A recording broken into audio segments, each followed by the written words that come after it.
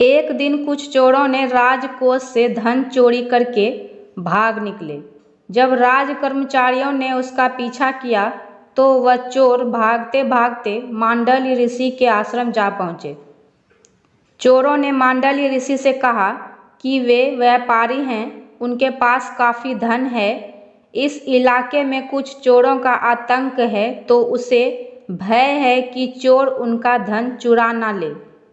इसलिए कुछ समय के लिए क्या आप मेरे धन को संभालेंगे? तब मांडल्य ऋषि ने उसके धन को सुरक्षित रखने का आश्वासन दिया। सैनिक पीछा करते हुए मांडल्य ऋषि के आश्रम में आ गए। छानबीन की, चोरी का माल बरामद कर लिया। मांडल्य ऋषि ध्यान में थे। राज कर्मचारियों की भाग दौड़ की आवाज़ से उनका ध्यान भंग हुआ। उन्होंने मांडल्य ऋषि को ही चोर समझा। उन्हें पकड़ लिया और राजा के पास ले गए। राजा के पूछे जाने पर ऋषि ने अपने आप को निर्दोष बताया, लेकिन राजा ने एक नहीं सुनी और ऋषि मांडल्य को एक सूल पर बिठाने की आज्ञा सुना दी। जब ऋषि को सूल पर बिठा दिया गया तो वे गायत्री मंत्र का जाप करने लगे। राज कर्मचारी देखकर परेशान थे कि ऋषि को कोई कष्ट क्यों नहीं हो रहा है, और स्वयं राजा भी हैरान हुए। राजा सोचने लगे कि यह निश्चित ही कोई तपस्वी है। राजा को पश्चाताप हुआ, ऋषि से क्षमा मांगी। ऋषि ने कहा, राजन, मैं तुम्हें तो क्षमा कर दूंगा, लेकिन यमराज को क्षमा नहीं करूंगा। पूछूंगा, जब मैंने कोई पाप नहीं किया था, फिर मुझे ऐसी सजा क्यों मिली? मैं न्यायाधीश यमराज को दंड दूंगा। अपने तपोबल से मांडल्य ऋषि यमराज की सभा में गए।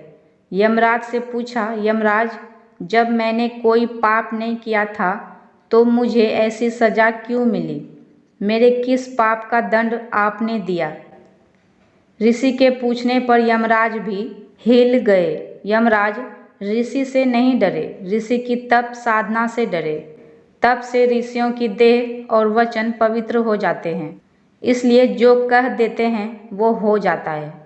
तप ही व्यक्ति को पवित्र करता है, भक्ति ही आदमी को पवित्र करती है।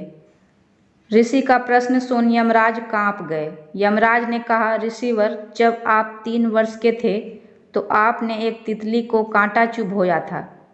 उसी पाप के कारण ही आपको यह दंड मिला। जाने अनजाने में भी पाप किया जाए, उसका दंड भी भुगतना ही पड़ता है। परमात्मा को पुण्य तो अर्पण किए जा सकते हैं, पाप नहीं।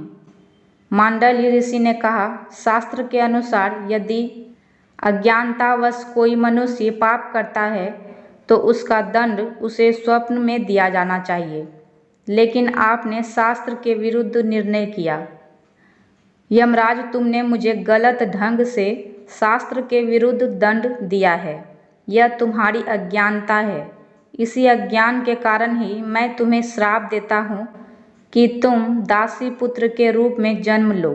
बस विदुर, इसी कारण मनुष्य योनि में दासी पुत्र के रूप में जन्म लेना पड़ा। कोई साधारण मनुष्य नहीं हो, यमराज के अवतार हो।